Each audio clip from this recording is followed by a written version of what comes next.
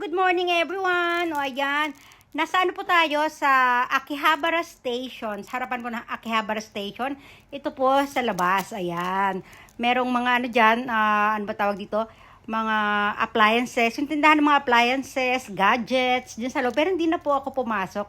Ayan, ipapakita ko lang sa inyo kasi yung paligid sa labas, mga buildings, o di ba? O, nagtataas ang buildings.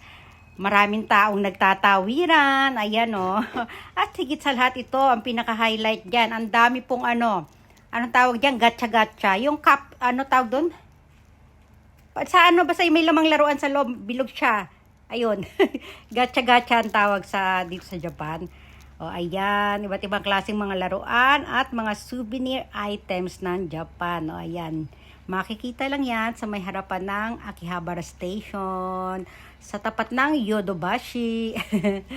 Ayan, electric town nga po pala yung tinatawag na dyan sa Akihabara. Bilihan ng mga electric mga appliances at gadgets at kung ano-ano. Ay naku, wala na naman ako masabi dito sa voice over na to. Ayan, lakad-lakad lang tayo sa paligid. O, sige na.